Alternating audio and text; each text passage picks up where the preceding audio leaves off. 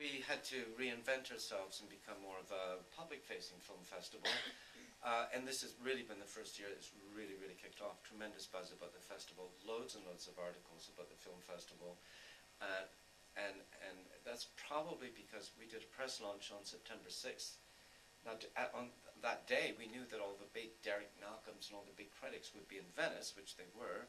So instead, we invited all the bloggers, the ones with little groups of 1 and 2 and 300 people. We had about 150 of them down to the press launch, and they all went yapping up. And so we've got a tremendous different vibe. Those of you who've been here in other years may have noticed that. But anyway, I was looking at these patterns of film festivals. What sorts of film festivals do the acquisitions people go? And what kind they don't go to. And I came up with this little list of 5 patterns of different kinds of film festivals, so you understand how that works. The major film festivals, about 20, changes every year, 1 or 2. They're very difficult to get into. You only get into them, generally speaking, if you're championed by someone well known to the equivalent of me, the festival director. So Sundance, for example, is largely programmed by 2 people, nothing to do with Sundance. John Sloss in New York and Jeff Dowd in Los Angeles. John Sloss is an entertainment attorney who has a sales company and distribution company in New York called Cinetic Media. And Jeff Dowd is what they call producer's rep, sort of acting like a sales agent. And between them, they probably recommend well over half, if not 3/4 of the titles every year they play at Sundance. And unless you know one of those guys, you're not going to get in. Berlin's a little different. Berlin has different programmers, but each programmer has a committee made up of society women who are the partners, spouses, mothers, and daughters of the rich investment bankers who sponsor the Berlin Film Festival. So if the programmer likes your film, they still have to show it to this group of women who may or may not get your cool, hip film, and you may well get thrown out. But they've just launched something called the Panorama Strand, in which it's just one person's or a team of 2 or 3 people picking that. So the programming has gotten better. Toronto is very good. I'm a Toronto boy, really great festival. They have a team of programmers, make very good selections. These 20-odd film festivals are attended between 3,000 and 6,000 acquisitions of people every year.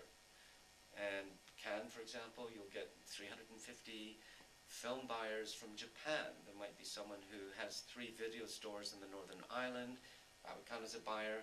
You might get someone who's got 2,500 cinemas throughout the whole country. They count as a buyer. They're looking for content. They both have checkbooks, but one checkbook has got 3 more zeros on the end. That's sort of how it works.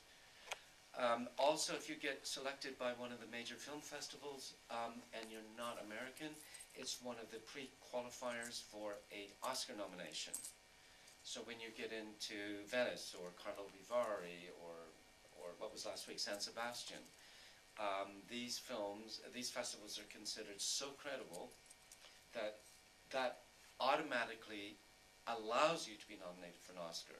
If you don't get into one of these festivals, the only other way is to play your film for 1 theatrical week in Los Angeles County. In other words, rent a cinema like this, buy all the seats out, and then try to get people to come. That can influence the decisions of the Academy. Underneath that is what we call the mini-major strand. Not as many film acquisitions come, between 500 and 1,000. Raindance is considered by Variety magazine. In May, they wrote an article called us one of the 50 must-attend film festivals in the world, which we're very pleased with. They call us a mini-major because so many acquisitions people attend, which is great too.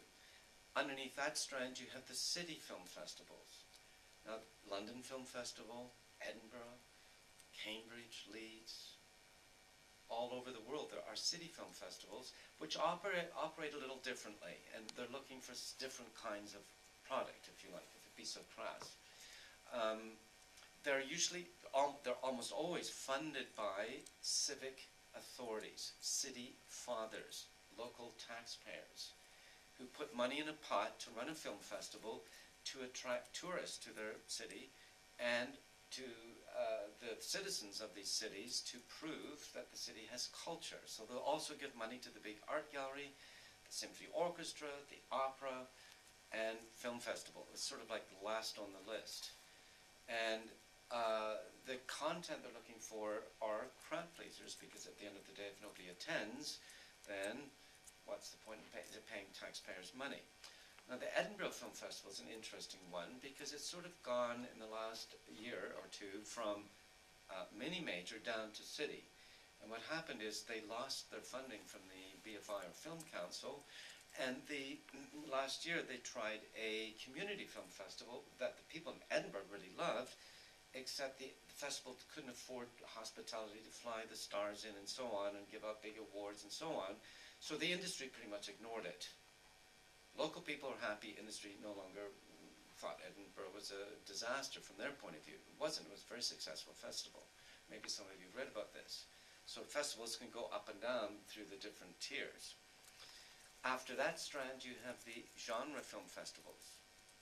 You have your, in London, Sci-Fi, Fright Fest, London Gay and Lesbian, sadly no longer going, the London Short Film Festival, and then you'll have your German, your Korean, your Chinese, your Italian, and so on, many sort of national countries. I call those genre film festivals.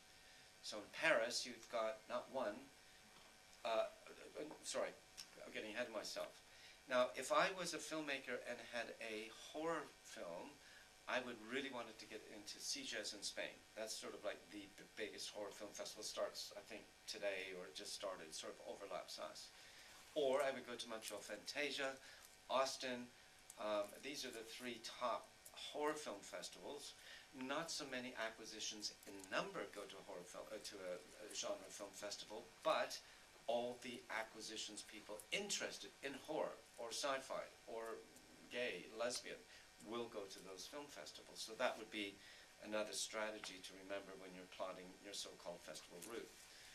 The fifth category are the mom and pop, what I call mom and pop film festivals, which are organized by film lovers who typically have become financially secure in whatever business they were doing. Kids have left home and they don't have those horrendous education bills anymore, and now they start a film festival. And these festivals could be on any topic you can think of. They could be black and white films, silent films, pornography, whatever. In Paris, there's not one, but two Woody Allen film festivals. And they hate each other because both festivals keep inviting Woody Allen, and he won't go to either because he knows they hate each other and would make him look bad if he chose one over the other. So these film festivals are all over the world, and practically no acquisitions executives go to them because there's hardly ever the kind of work that they're looking for. Not always, but pretty much generally. There are about, at the moment, about 5,000 film festivals around the world. There's over 150 in London. When I started Raindance, it was only the third one in London. It was the London Film Festival, London Gay and Lesbian, and Raindance. Now there's about 150 film festivals in London alone, all trying to make a little bit of noise in a city full, as you know, of chatter, chatter, chatter, which is why it now comes back to the content. How can we attract you to come? How can we deliver content that you, the general public, want to see? And how do we position ourselves? And for anyone here wanting to start a film festival, that is like your first challenge. It's easy to get a cinema. Just come here, speak to Amy or Rob at the Apollo and say, hey, I want to rent the cinema for a film festival. And they'll say, well, how many days do you want? Do you want it for a weekend or do you want it for a week? If you wanted it for a week, you would get it from Friday till Thursday because that's the theatrical week. And you just write a check. It's as simple as that. Now you own all the seats, and then you put your festival poster like We Fund on the front and try to get people to come in. But the trick is, from a festival's point of view, is to decide what kind of films you want to show, what kind of audience do you want to reach, and so on. And from a filmmaker point of view, you need to understand that not only there are 5 different bands of film festivals, but each festival will have its own voice, or be trying to find its own voice. There's a website called filmfestivals.com, which lists every single festival in the world. There's another one called withoutabox.com, which is owned by IMDb, in which you will list every single film festival in the world. You can find out all the rules and regulations and their entry requirements and their websites and start doing research. But of course, that's an awful lot of work. Probably the best way to find out about a film festival, if you're contemplating sending a film to one, is to speak to fellow filmmakers at a festival like Raindance, where there's lots and lots of filmmakers here. It's sort of how the word gets around. Oh, that was really crap. I had a guy this morning saying, yeah, I should have done it. I've been to lots of film festivals, he told me, with this film. He said, but I did make a mistake. I sent my film to a tiny, tiny little festival in Spain, and I got up and was projected onto a bed sheet in a club somewhere. I was really disappointed. What can you say? Didn't do his research. Anyway. Film festivals then have the interesting puzzle of finding the voice and then finding the audience. But sort of the first thing a festival director or producer needs to do is to decide what the program is. So what we do, we get a big sheet of paper and we put vertical lines, Wednesday, Thursday, Friday, and then we go like this, 10 o'clock, 12 o'clock, 2 o'clock, 4 o'clock, and decide if that's enough room for the films to allow Q&A and whatever. Then we pick a few nights, we put party, party, party, and then we go, events, because events are part of the film festival, yeah? So events such as this. So when do we put it? Do we put it on at 6 o'clock on a Saturday night? Hell no, because we can sell tickets to a movie. When do we put it on? Noon on Sunday, because we know there's a few suckers out there who's going to come along, because that's what you do at a film festival as part of a learning process. And so you sort of sprinkle those out. Sometimes in years gone by we've done lunchtime seminars and workshops and so on, and pretty much all film festivals are the same. And the bigger the festival, the more events there are. So if you go to Berlin, there's like 10 or 15 events at the same time. If you go to Cannes, there's like 15 or 20 or 30 even events at lunchtime, late afternoon, early morning, and so on. And certain festivals like South by Southwest in Austin, wonderful film festival, poll the filmmaking community and ask them to submit ideas for events, and then get you, the audience, to vote on whichever one you think you'd like to go and see. And your vote, in the case of South by Southwest, carries a third of the weight in how they decide. And they do that because I think if you're really championing or saying, I'd really like to come to that certain type of event, you know, new digital, internet, film financing, crowdsourcing, whatever, then you're likely to show up and buy a ticket, and they've already got a guaranteed audience. Very, very clever strategy. But now let's talk about the films. At Raindance, what we do is that, actually we haven't done it this year. Our contender bailed out at the last minute, but normally what we do is that we have an event stroke screening where we do a tribute to a filmmaker. And we look at who is living in the London area, that has had this amazing career.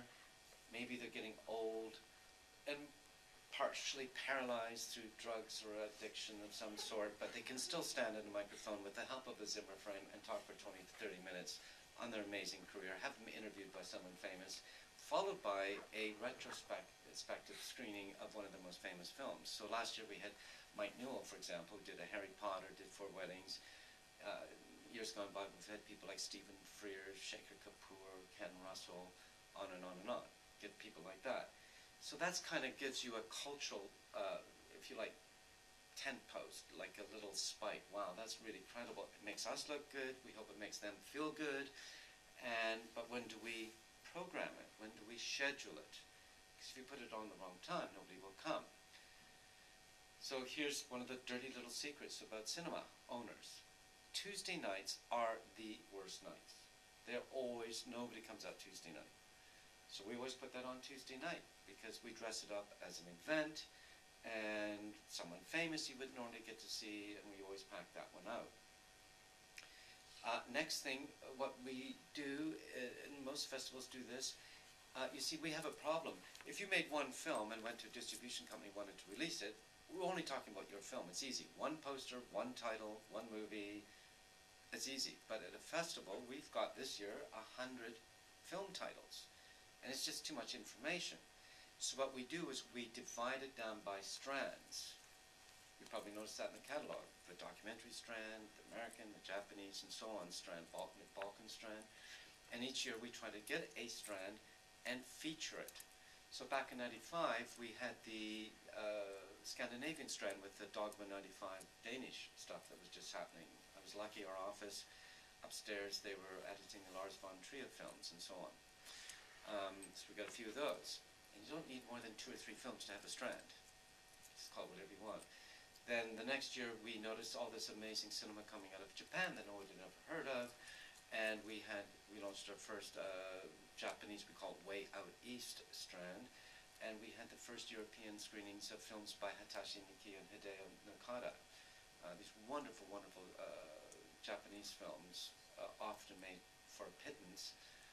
We had those. This year, last 2 years, we've noticed when we've traveled around, we go to some of the major festivals in Europe, Rotterdam, Berlin, Cannes, that the most interesting, exciting cinema in the last couple of years seems to be coming from the former Yugoslavia, those 6 countries, Macedonia, Croatia, Serbia, Bulgaria, Romania, that little corner of the world, making absolutely amazing cinema. Maybe some of you have seen some of the Balkan strand. They're just blow me away every time I see one.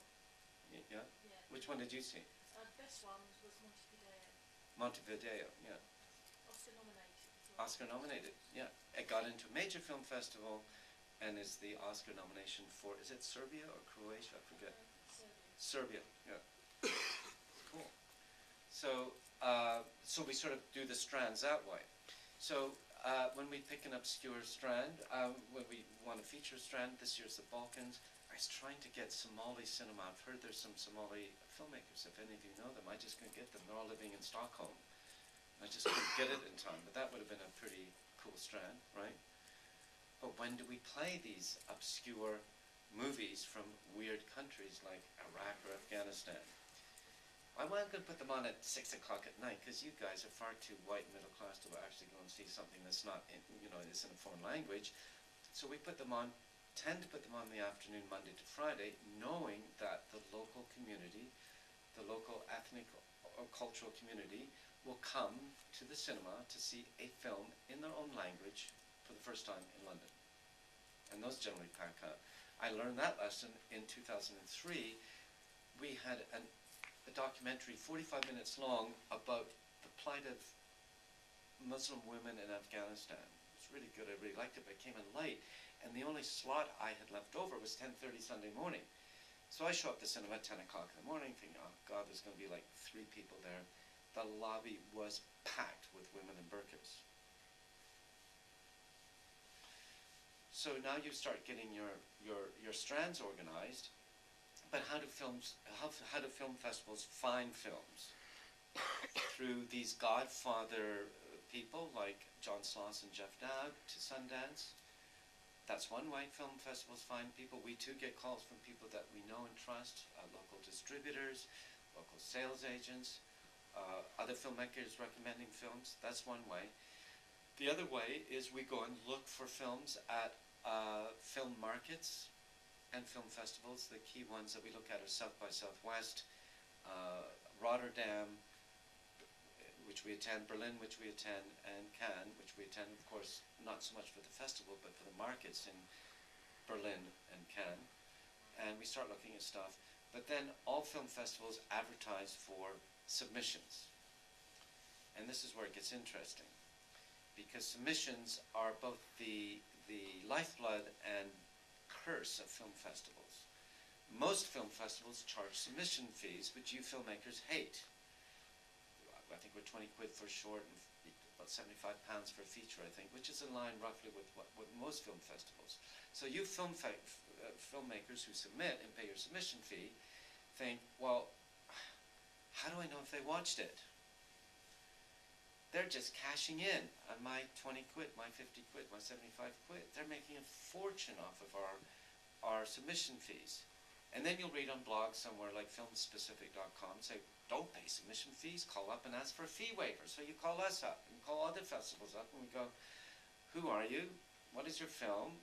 And if you sound interesting enough, you're hoping that we'll say, okay, we'll waive the fee. And let's say we do. So your film comes in, the first thing it's got on the front of the box is fee waiver. Now there's 2 types of piles at the Raindance Festival office, just like there is in every film festival office. One paid and one waived. Which ones do you think we look at first? It's as simple as that. You sort of shoot yourself in the foot. By the way, we have a general policy at Raindance.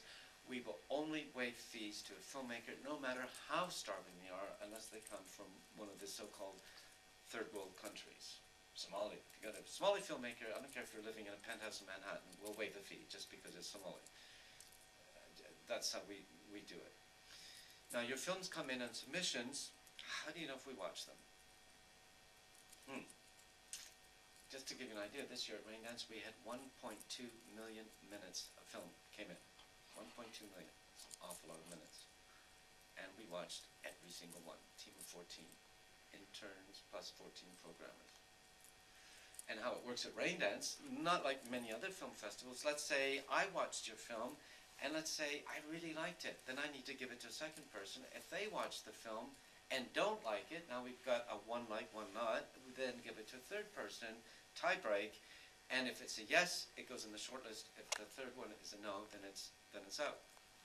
So we work, and we sort of keep working down shortlist, like that, until we have the number. We know how many screening slots we have, how many films we can accommodate, so we're working backwards like that.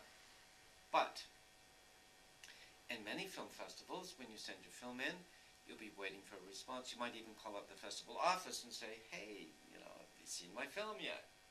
Getting kind of nervous. And you'll get answers like this.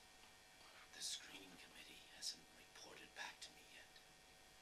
And you're thinking, oh my God, they haven't seen my film. Do you know what? They probably haven't. And they may never see your film. And there are film festivals out there who do cash in on your submission fees and have a festival made not from submitted films, but from films they get from local distributors. Which is the other thing to do. Our opening night film, Another Earth, did any of you see it? Yeah, you like? Yeah? This is how that worked. We make a list of 5 to 10 films every year that we like for opening night. We've got the date, we've got the cinema. And we go around to all the local cinemas. And in this case, Another Earth was right at the top of our list. And we found out who controls the UK rights.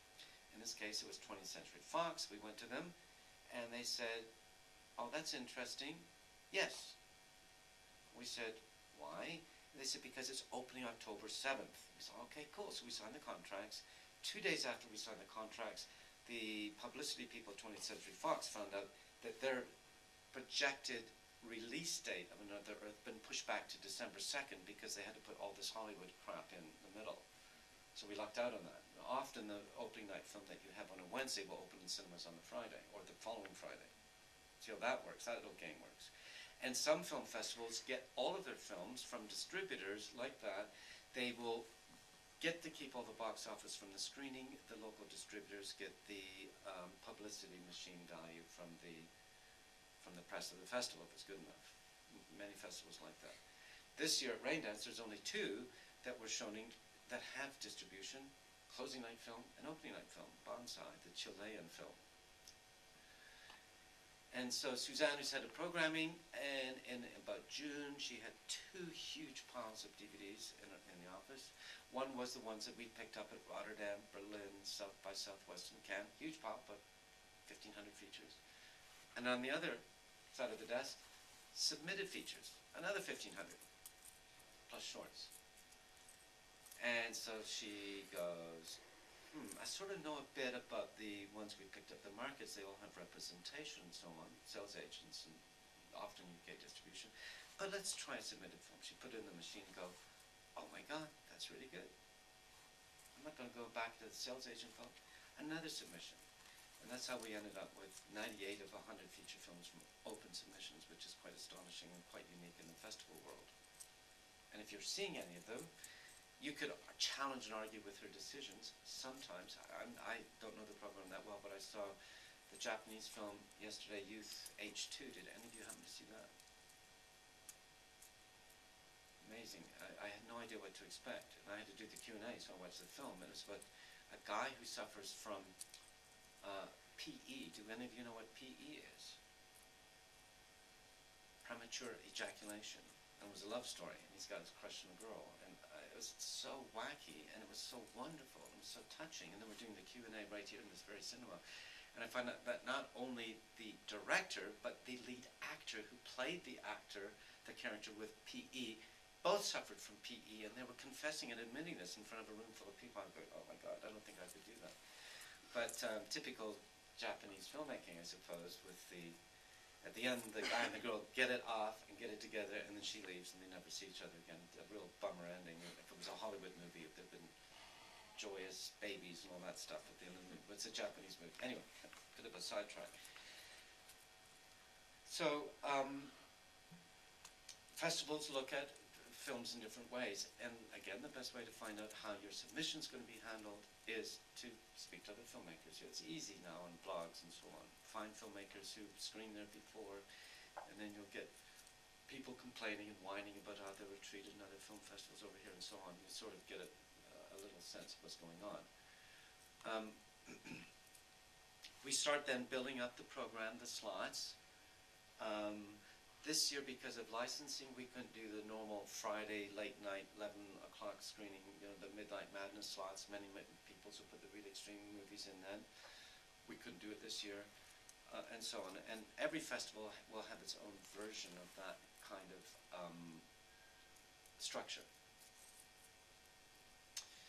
Festivals have become more important now than they were 20 years ago to filmmakers.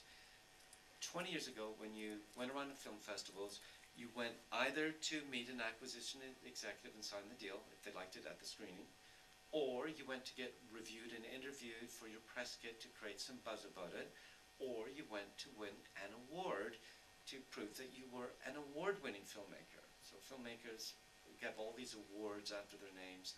They don't always mean anything, but it makes it look cool on a poster.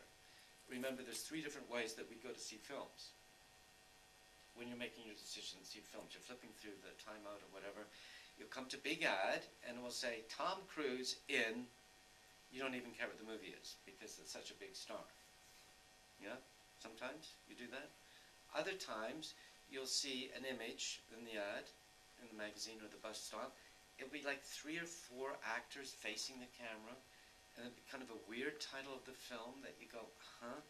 But at the top of the poster, you'll see the names of 3 or 4 actors that you've seen in other movies. Ray Liotta. It always seems Danny DeVito is always in these movies, and so on. And you think, I'm really not sure what it's about, but it's an interesting title, a compelling tagline, and if I go and pay all that money at the cinema, at least I'm guaranteed good quality ensemble acting, because I recognize some of those names. And the third reason you might go and see the film is when you see all those olive branches at the top of the poster or the bottom, winner, selected, whatever, such and such a film festival. You probably never even heard of the film festival. It's probably a mom and pop film festival. They go, oh, it's been through the hoop. Few people have seen it and judged it positively. It gives the film pedigree. So those are that's what I mean about winning awards. That gives the filmmaker the right to put those little olive branches on their film posters, which they do. You may notice the poster for Another Earth, or if you do when it comes out in December, it has Opening Night Raindance Film Festival, winner Sundance, both sides of the head. That's kind of cool. We lucked out on that.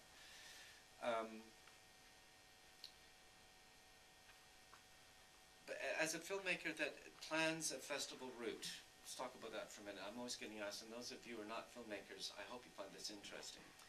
Filmmakers who plan a festival route.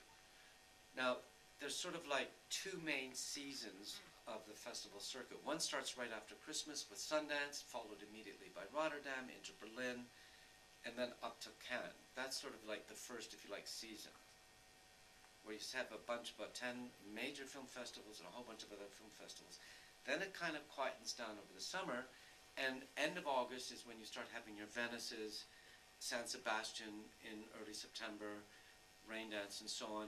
And that sort of ends with the American film market beginning of November.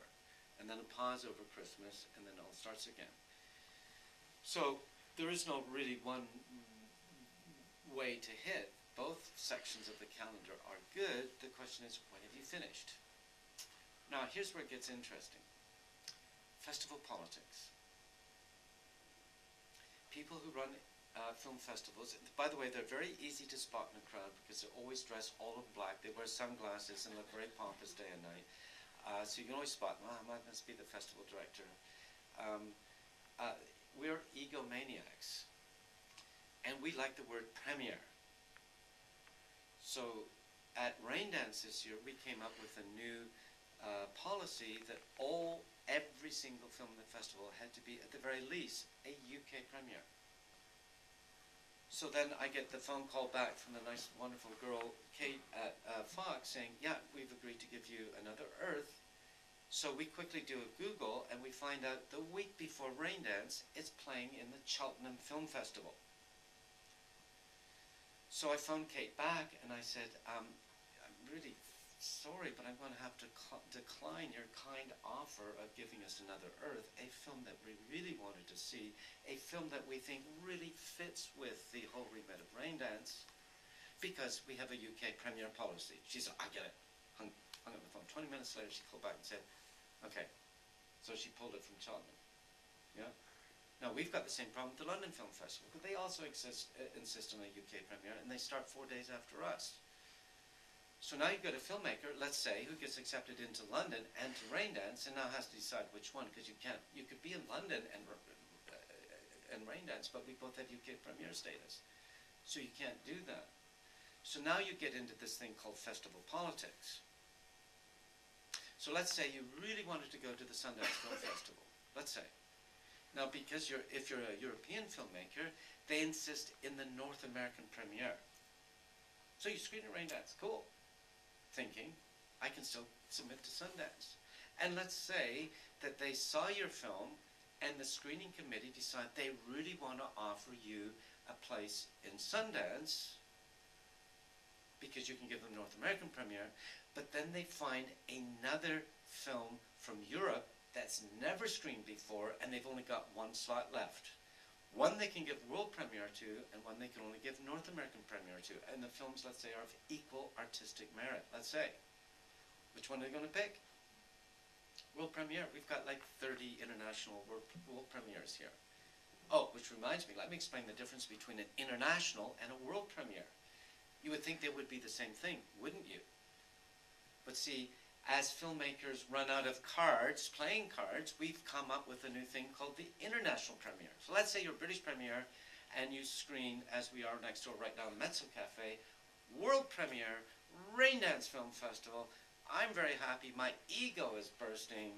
Filmmaker is happy because it's the first time anyone, including his investors, have seen his film. And by the way, until you've shown your film to a room like this full of your investors and had to explain to them how they lost every single penny, until you've done that, you don't really truly know the meaning of the word pain. Anyway, next door we've got the world premiere of Mezzo Cafe.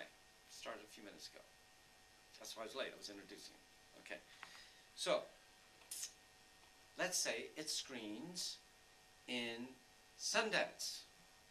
That would be the international premiere. The first time you screen in your home territory, if it's the world premiere, it is the world premiere, but it's in your home territory, which means the time it screens outside Britain, it becomes the international premiere. See how crazy it is? And then if I screen, but I can't screen my world premiere, Mezzo Cafe can't screen in a few weeks' time in another British film festival called the UK premiere, because they sort of dealt both of those cards out, but now they got this new playing card, international premiere, they can use in another country. Kind of stupid, isn't it? So filmmakers always are trying to invent ways to, oh, let me back up. So 2 days ago we had a screening of a Serbian documentary. Did any of you see it? It's in this very room. Did you see it, Janet? No. No. Anyway, everyone was raving about it, and then about 2 hours after the screening, the filmmaker, I met him up at the Filmmakers Cafe, showed me an email he got from a festival programmer from the Berlin Film Festival, Berlinale, very, one of the top 4 festivals, saying that his mate had seen the film here, in this very room, and subject to the filmmaker agreeing not to show it anywhere else in Europe between now and the end of February, that he would then recommend this film to his screening committee. The filmmaker, oh my God, he's saying, He said to me, I've just got into Berlinale. This is fantastic because so many acquisitions, people go, I'll sell my film, I'll get my investors back their money, is what he's thinking. And I'm going very politely, well, that's wonderful news. Now, here's what could happen. He could ignore all the festivals between now and mid-February at his peril, because what if he doesn't get into Berlin? What if it goes to that table full of women and they say no? He's kind of shot himself in the foot. So what do you do? I don't know. I've been doing this for 20 years. I get this every year. I don't know. It's a gamble.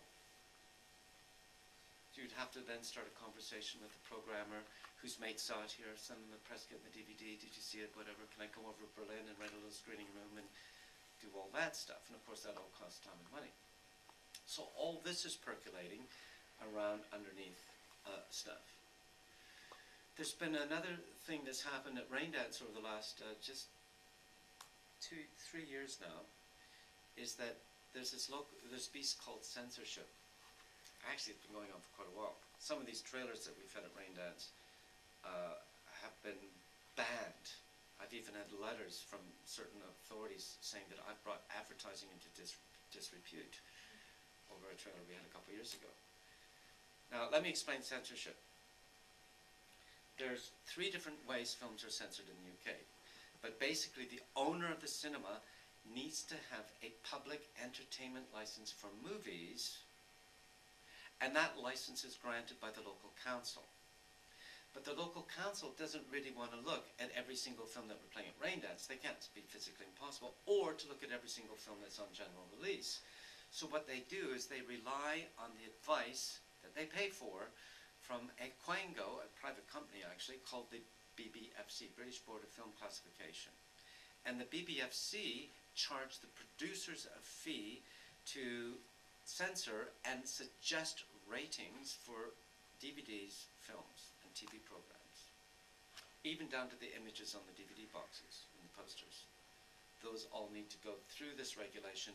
And once the BBFC says this film's an 18 or it's a PG, then the local council relies on that, and as long as the film has got this classification, it just makes all the process simpler. But we don't have that at Raindance.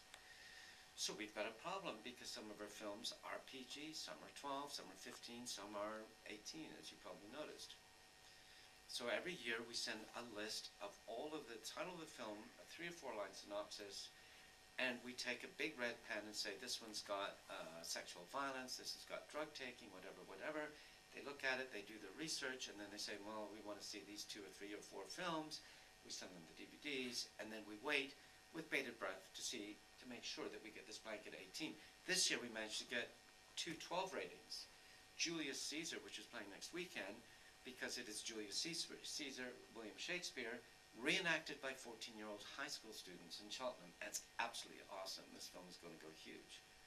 And another one which we screened 2 days ago, Femme Boltak, which is about villagers in Sierra Leone dealing with the reconciliation process after the Civil War. And the people that made it wanted to bring about 100 school kids in, which they did. So we managed to get ratings on that.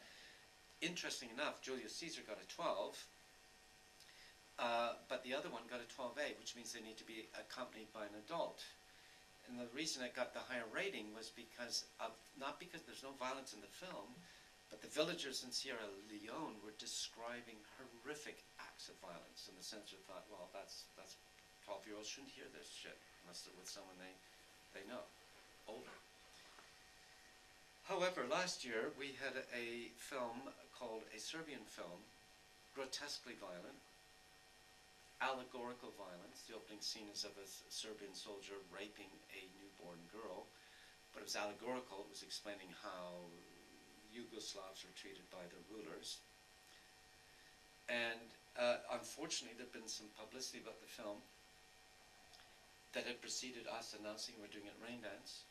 That last year we didn't have the UK premiere. It was going to play at Fright Fest a week or 2 before us. And the day before the Fright Fest screening, the censors, the council said, not the BBFC, the council said you can screen this film but with 42 cuts, totaling almost 20 minutes. And they refused, and so they just had a to our gap. But then we said, well, but we're screening it. Oh my God.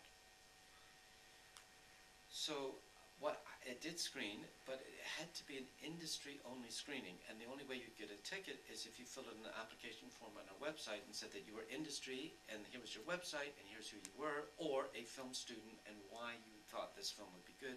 And we had to compile a spreadsheet of 130 names of people, and the reason why we said yes to them, or no, and we said no to a vast number of people. Thank God, because the council had put a couple of dummies on the list, and if we hadn't said no to them, the police would have been here, or even worse, the cinema would have lost forever its entertainment license. So you're playing with fire.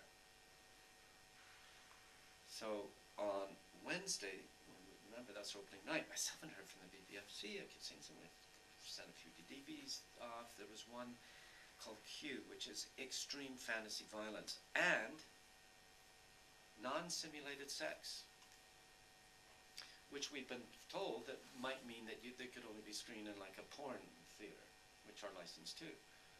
It's just, you don't see any cock and vagina in that one. You just see two people humping, and they're really humping, and it was kind of the filmmaker saying, hey, we didn't pretend, we did it for real on camera. Like, it seems so tame. Anyway, they didn't ask about that. But there was another film we had called Faraz Wild Riding Hood from Cuba, directed by the director of the Cuban Film School, one of the most famous film schools in the world.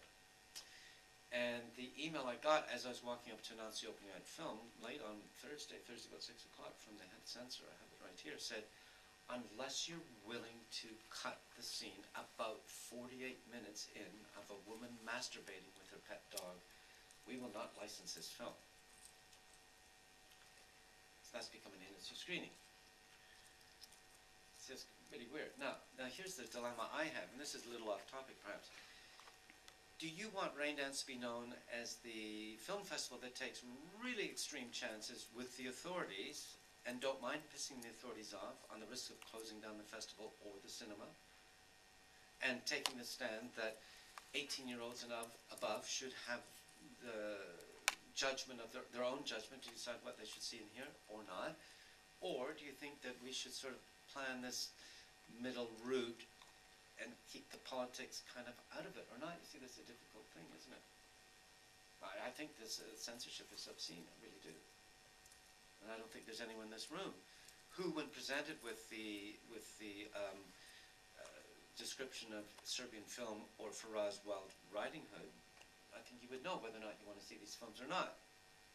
But the council seems to be worried that people actually get their jollies off watching this stuff. And the jolly cinemas are the porn cinemas, not the festival cinemas. And what's happened, unfortunately, is now my dear friend Sharon at the City of Westminster, the licensing officer, thinks that I'm always taking the piss out of her, and I'm not.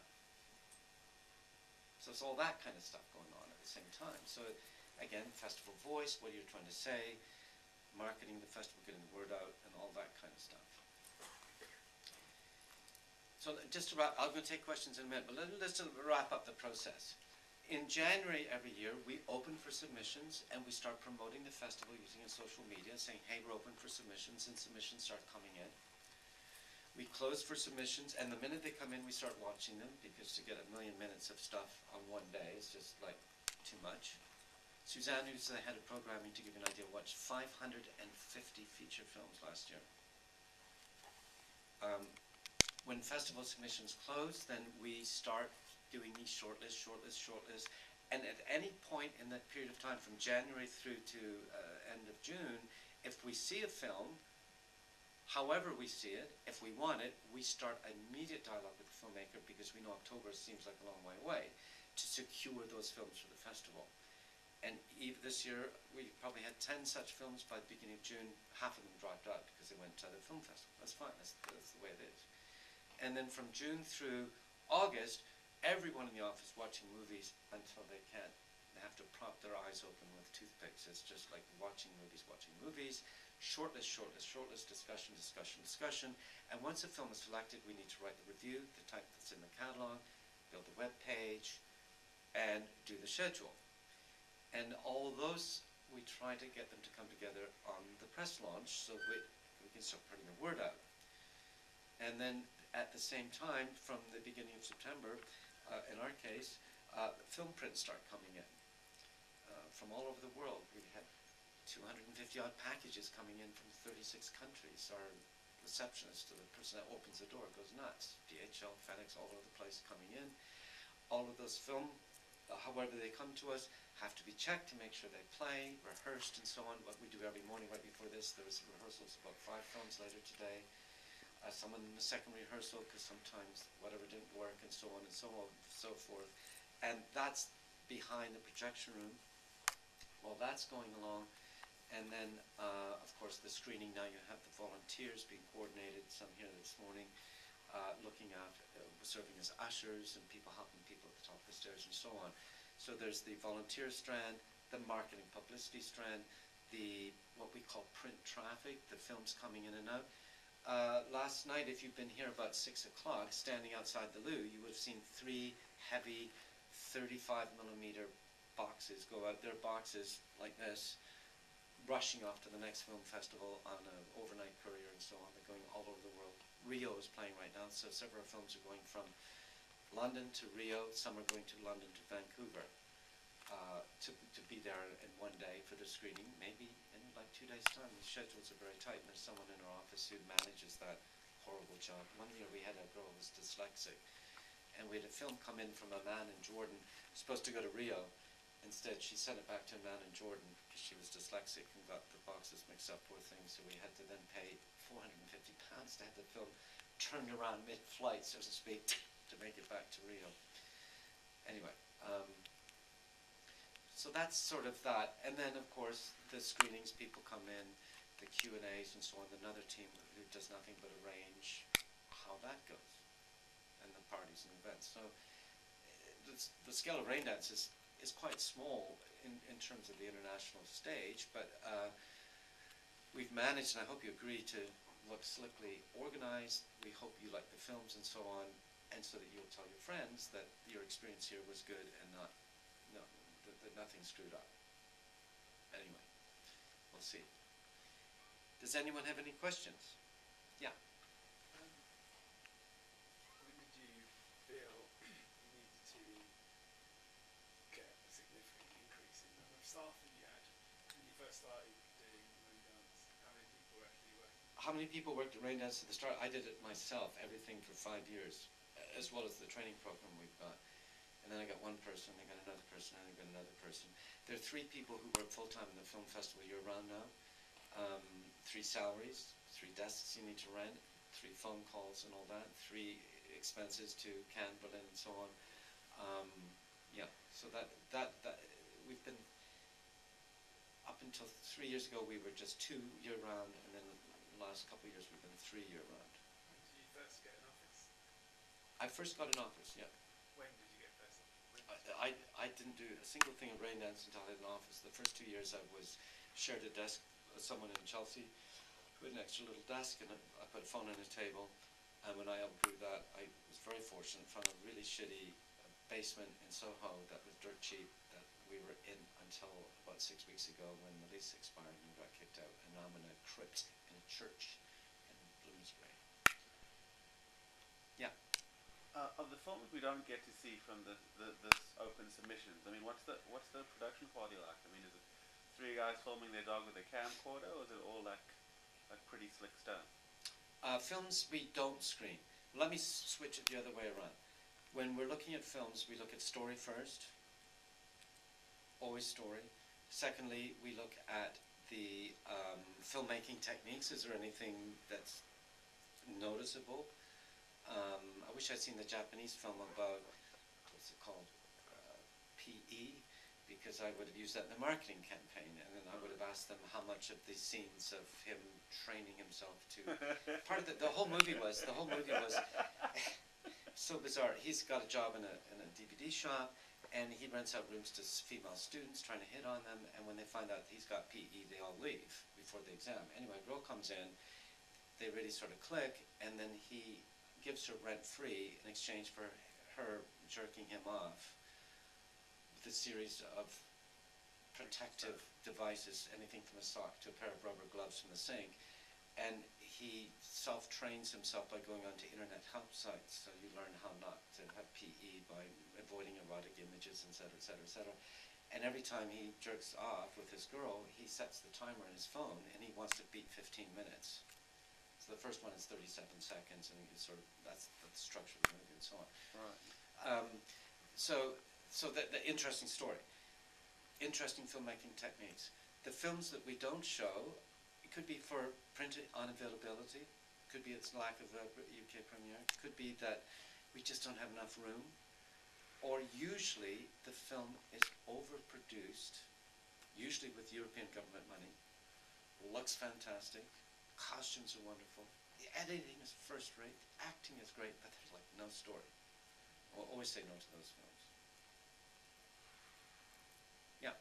Can you talk a bit about sponsorship and where you began with that and how you do it and the, you know, how that goes? Yeah. We haven't done very well the last 3 years in sponsorship. We did do very well for a number of years. We were getting a budget this year is roughly a third of what it was 3 years ago. A third, like, yeah, is that right? 2/3 less.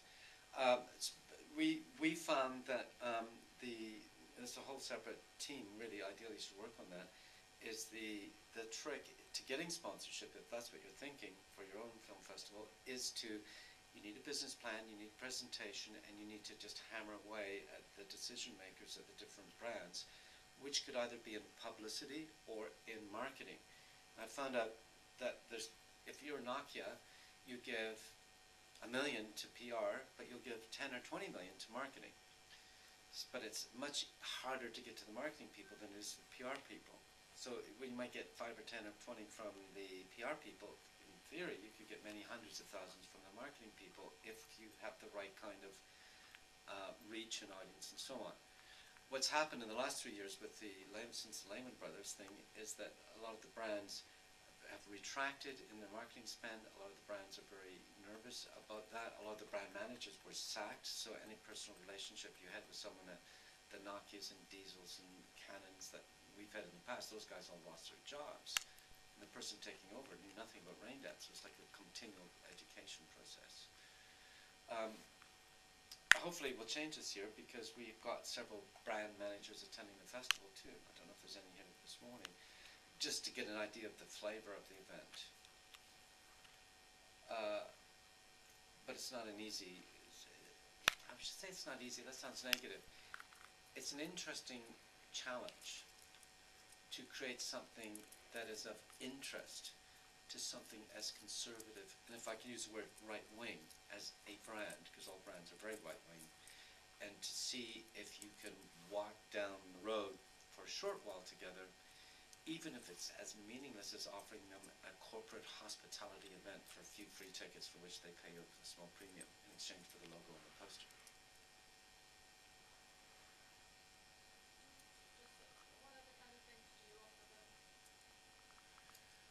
That's an example. I was just wondering what you, is it just like a strategic partnership that they want to look for? Well, strategic partnership is just a fancy word that sounds cunningly phrased in order to make you the brand and I, feel like, hey, we can both benefit. It's win-win, isn't it?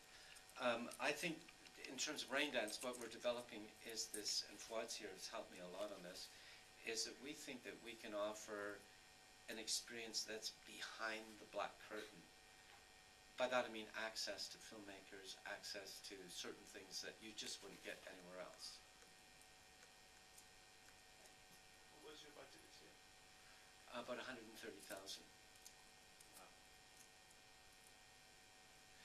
Now, London Film Festival, if you allow me to go on a rant, the budget this year is 3.2 million. And the films look very boring that they've got. Now, they've got good films. They do have, but they have almost 400 features. We have 100 features. Their total attendance at the end of the festival, if it's like last year, will be about 125,000. Will be about 25,000. Their budget is roughly 30 times ours. Their attendance is about 5 times ours. I don't think they're 30 times better than Raindance.